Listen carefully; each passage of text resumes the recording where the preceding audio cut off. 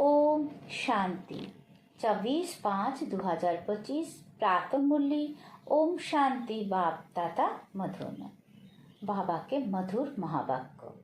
मीठे बच्चे, अमृत बेले अपनी दूसरे सब संकल्प को लकअप बंद कर एक बाप को प्यार से याद करो। बाप से मीठी मीठी रूहियान करो। प्रश्न, तुम बच्चों की हर बात में अर्थ है, अर्थ सहित शब्द कौन बोल सकता है? उत्तर, जो देही अभिमानी है वही हार बोल अर्थ सहित बोल सकता है। बाप तुम्हें संगम पर जो भी सिखलाते हैं वो अर्थ सहित है। देह अभिमान में आकर मनुष्य जो कुछ बोलते हैं वो सब अर्थ के बिना अनर्थ है। उससे कोई फल नहीं निकलता, फायदा नहीं होता। गीत। नैनहीनों को राह दिखाओ प्रभु। ओम शांति। ये सब गीत आदि है भक्ति मार्ग के। तुम्हारे लिए गीतों की दरकार नहीं है, कोई तकलीफ की बात नहीं। भक्ति मार्ग में तो तकलीफ बहुत है। कितनी रस्म रिवाज चलती है, ब्राह्मण खिलाना, ये करना, तीर्थ आदि पर बहुत कुछ करना होता है। यहाँ आकर सब तकलीफों से छुड़ा देते हैं। इसमें कुछ भी करना नहीं है, मुख से सीप सीप नहीं बोलना है। ये कायदे मुजिब नहीं, इनसे कोई फल नहीं मिलेगा। बाप कहते हैं ये अंदर में समझना है, मैं आत्मा हूँ। बाप ने कहा है हमको याद करो। अंतर्मुखी हो, बाप को ही याद करना है। तो बाप प्रतिज्ञा करते हैं तुम्हारे पाप भस्म हो जाएंगे। ये है जोग अग्नि, जिससे तुम्हारे विकर्म विनाश हो जाएंगे, फिर तुम वापस चले जाएंगे। हिस्ट्री रिपीट होती है। ये सब अपने साथ बातें करने की युक्तियां है। अपने साथ रू रिहान करते रहो। बाप कहते हैं मैं कल्प कल्प तुमको ये युक्ति बताता हूँ। ये भी जानते हैं धीरे धीरे ये झाड़ वृद्धि को पाएगा। माया का तूफान भी इस समय है, जबकि मैं आकर तुम बच्चों को माया के बंधन से छुड़ाता हूँ। सत्य युग में कोई बंधन होता नहीं। ये पुरुषोत्तम युग भी अभी तुमको अर्थ सहित बुद्धि में है। यहाँ हर बात अर्थ सहित ही है। देह अभिमानी जो बात करेंगे सो अनर्थ, देही अभिमानी जो बात करेंगे अर्थ सहित, उनसे फल निकलेगा। अब भक्ति मार्ग में कितनी डिफिकल्टी होती है।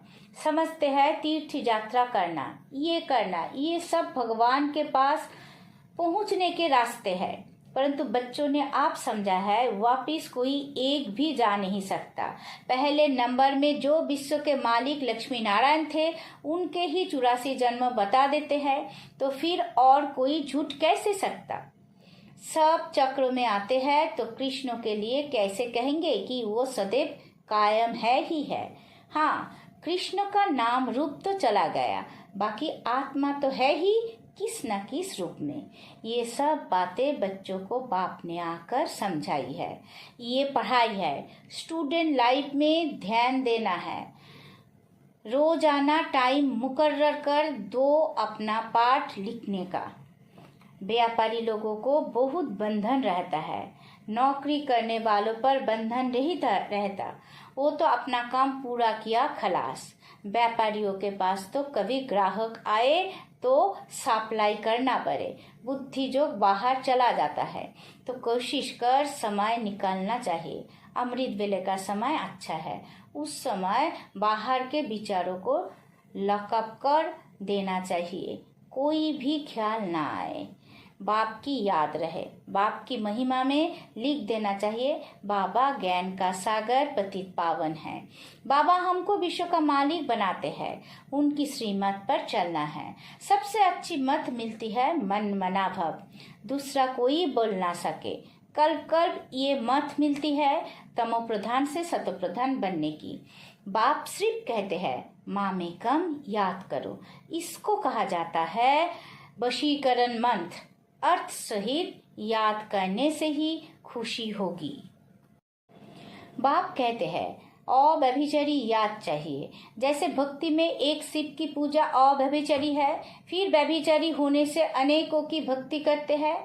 पहले थी अद्वैत भक्ति, एक की भक्ति करते थे, ज्ञान भी उस एक का ही सुनता है।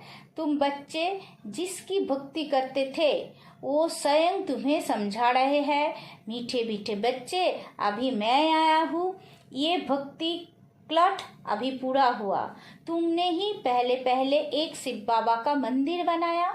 उस समय तुम अव्यभिचारी भक्त थे, इसलिए बहुत सुखी थे। फिर व्यभिचारी भक्त बनने से दैत्य में आ गए, तब थोड़ा दुख होता है। एक बाप तो सबको सुख देने वाला है ना। बाप कहते हैं, मैं आकर तुम बच्चों को मंत्र देता हूँ। मंत्र भी एक का ही सुनो। यहाँ देहोधारी कोई भी नहीं। यहाँ तुम आते ही हो बाप दादा के पास। शिव बाबा से ऊंच कोई है ही नहीं। याद भी सब उसको करते हैं। भारत ही स्वर्ग था, लक्ष्मी नारायण का राज्य था। उनको ऐसा किसने बनाया जिसकी तुम फिर पूजा करते हो? किसी को पता नहीं महालक्ष्मी कौन है। महालक्ष्मी का आगे जन्म कौन सा था? तुम बच्चे जानते हो, वो है जगदम्बा। तुम सब माताएं हो, वंदे मातरम। सारे जगत पर ही तुम अपना दाव जमाती हो। भारत माता कोई एक का नाम नहीं। तुम सब शिव से शक्ति लेते हो, जोग बल से। शक्ति लेने में माया इंटरफेयर करती है। युद्ध में कोई अंगूरी लगाते हैं तो बहादुर हो लड़ना चाहिए। ऐसे नहीं कोई ने अंगूरी लगाई और तुम फंस पड़ी। ये है ही माया की युद्ध। बाकी कोई कौरव और पांडवों की युद्ध है नहीं। उनकी तो आपस में युद्ध है। मनुष्य जब लड़ते हैं तो एक दो गज जमीन के लिए गला काट देते हैं। बाप आकर समझाते हैं, ये सब ड्रामा बना हुआ है। राम राज्यो रावण राज्यो। अभी तुम बच्चों को ये ज्ञान है कि हम राम राज्य में जाएंगे। वह अथाह सुख है, नाम ही है सुख धाम। वह दुख का नाम निशान नहीं होता। अब जबकि बाप आए हैं ऐसी राजाएं देने, तो बच्चों को कितना पुरुषार्थ करना चाहिए। घड़ी घड़ी कहता हूँ, बच्चे थको मत। शिव बाबा को याद करते रहो। वो भी बिंदी है, हम आत्मा भी बिंदी है। यह पाठ बजाने आए हैं। अब पाठ पूरा हुआ है। अब बाप कहते हैं, मुझे याद करो तो विकर्म विनाश होंगे। विकर्म आत्मा पर ही चलती है ना। शरीर तो यहाँ खत्म हो जाएगी। कोई मनुष्य कोई पाप कर्म करते हैं तो अपने शरीर को ही खत्म कर देते हैं, परंतु इससे कोई पाप उतरता नहीं है। पाप आत्मा कहा जाता है। साधु संत आदि तो कह देते आत्मा निर्लेप है। आत्मा सो परमात्मा। अनेक मतें हैं। अभी तुमको एक श्रीमत मिलती है। बाप ने तुम्हें ज्ञान का तीसरा नेत्र दिया है। आत्मा ही सब कुछ जानती है। आगे ईश्वर के बारे में कुछ नहीं जानते थे। सृष्टि चक्र कैसे फिरता है, आत्मा कितनी छोटी है, पहले पहले आत्मा का रियलाइजेशन कराते हैं। आत्मा बहुत सूक्ष्म है, उनको साक्षात्कार होता है। वो सब है भक्ति मार्ग की बातें। ज्ञान की बातें बाप ही समझाते हैं। वो भी भ्रुकुटी के बीच में आकर बैठते हैं बाजू में। ये भी झट समझ लेने है।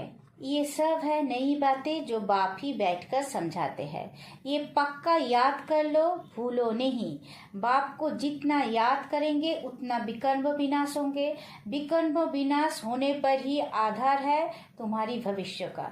तुम बच्चों के साथ साथ भारत खंड भी सबसे सौभाग्यशाली है। इन जैसा सौभाग्यशाली दूसरा कोई खंड नहीं है। यहाँ बाप आते हैं। भारत ही हेवन था, जिसको गार्डन ऑफ अल्लाह कहते हैं। तुम जानते हो बाप फिर से भारत को फूलों का बगीचा बना रहे हैं।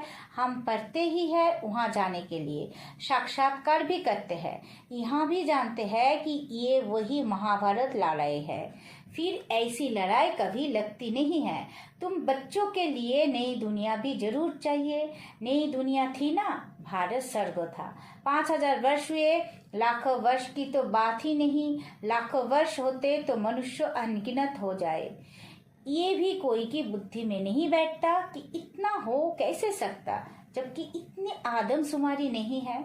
अभी तुम समझते हो, आज से 5000 वर्ष पहले हम विश्व पर राज्य करते थे और खंड नहीं था। वो होते हैं बाद में। तुम बच्चों की बुद्धि में ये सब बातें हैं और किसी की बुद्धि में बिल्कुल नहीं है। थोड़ा भी इशारा दो तो समझ जाए। बात तो बराबर है, हमारे पहले जरूर कोई धर्म था। अभी तुम समझा सकते हो कि एक आदि सनातन देवी देवता धर्म था, वो प्राय लोप हो गया है। कोई अपने को देवता धर्म के कह नहीं सकते। समझते ही नहीं कि हम आदि सनातन देवी देवता धर्म के थे। फिर वो धर्म कहाँ गया? हिंदू धर्म कहाँ से आया? कोई का भी इन बातों में चिंतन नहीं चलता है। तुम बच्चे समझा सकते हो, बाप तो है ज्ञान का सागर, ज्ञान की अथॉरिटी, तो जरूर आकर ज्ञान सुनाया होगा। ज्ञान से ही सद्गति होती है, इसमें प्रेरणा की बात नहीं।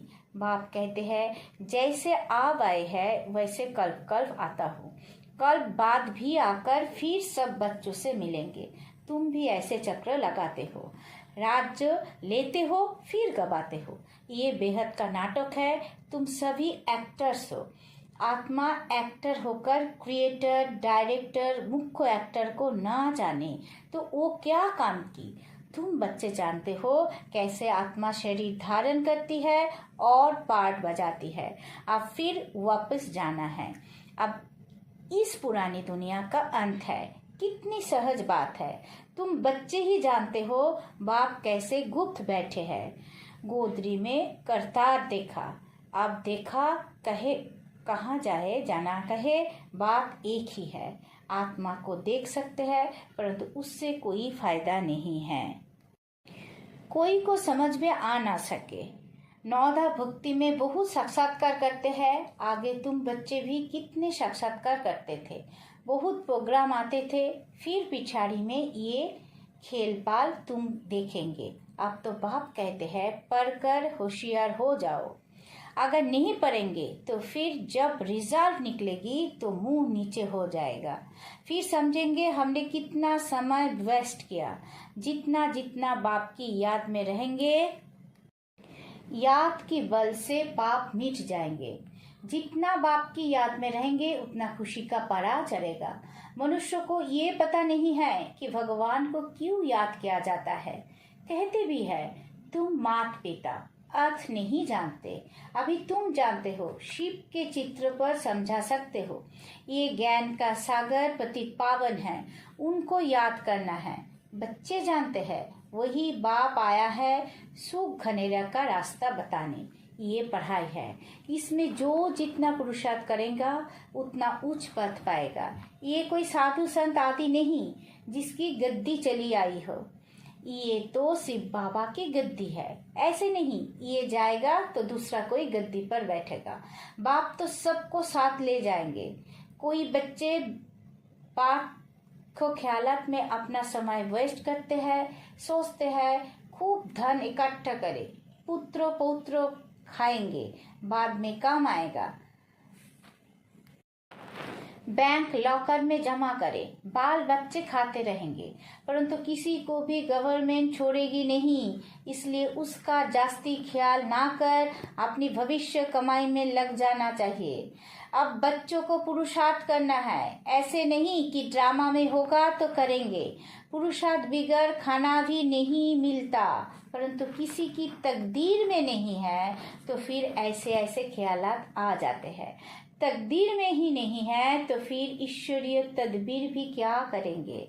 जिसकी तकदीर में है वो अच्छी रीति धारण करते और कराते हैं। बाप तुम्हारा टीचर भी है, गुरु भी है, तो उनको याद करना चाहिए। सबसे प्रिय बाप, टीचर और गुरु ही होते हैं, उनको तो याद करना चाहिए। बाबा जुक्तियाँ तो बहुत बतलाते हैं, तुम साधु संत आदि को भी निमंत्रण दे सकते हो। अच्छा, मीठे मीठे सी कीलत है बच्चों प्रति माता पिता बाप दादा का याद प्यार और गुड मॉर्निंग। रूहानी बाप की रूहानी बच्चों को नमस्ते। हम सब रूहानी बच्चों की रूहानी माता पिता बाप दादा को याद प्यार गुड मॉर्निंग, नमस्ते नमस्ते नमस्ते। सदा रहेंगे हंसते। शुक्रिया मीठा बाबा, शुक्रिया। धारणा के लिए मुख्य सार। पहला पॉइंट, पुरुषार्थ कर अपनी भविष्य कमाई में लग जाना है। ड्रामा में होगा तो कर लेंगे, ये कहकर पुरुषार्थहीन नहीं बनना है। दूसरा पॉइंट, सारे दिन में जो भी पाप होते हैं या किसी को दुख देते हैं तो नोट करना है। सच्चाई से बाप को सुनाना है। साफ दिलवन एक बाप की याद से सब हिसाब चुकत करने हैं। वरदान, ताज और तख्त को याद सदा कायम रखने वाले निरंतर शतः जोगी भवो। वर्तमान समय बाप द्वारा सभी बच्चों को ताज और तख्त मिलता है। अभी का ये ताज वो तख्त अनेक जन्मों के लिए ताज तख्त प्राप्त कराता है। विश्व कल्याण की जिम्मेवारी का ताज और बाप दादा के दिल तक सदा कायम रहे तो निरंतर सतोजोगी बन जाएंगे। उन्हें किसी भी प्रकार की मेहनत करने की बात नहीं, क्योंकि एक तो संबंध समीप का है, दूसरा प्राप्ति अकूट है। जहाँ प्राप्ति होती है वह सत याद होती है। स्लोगन, प्लेन बुद्धि से प्लान को प्रैक्टिकल में लाओ तो सफलता समाई हुई है। अब बैक तो इशारे, रूहानी रॉयल्टी और प्यूरिटी की पर्सनालिटी धारण करो। दुख अशांति की उत्पत्ति अपवित्रता से होती है। जहाँ अपवित्रता नहीं वहाँ दुख अशांति कहाँ से आई? आप सब पतित पावन बाप के बच्चे मास्टर पतित पावन हो, तो जो औरों को पतित से पावन बनाने वाले हैं वो स्वयं तो पावन होंगे ही। ऐसी पावन पवित्र आत्माओं के पास दुख और शांति शत ही है। सबसे बड़े ते बड़े महानता है ही पावन बनना। आज भी इसी महानता के आगे सभी सिर झुकाते हैं। ओम शांति।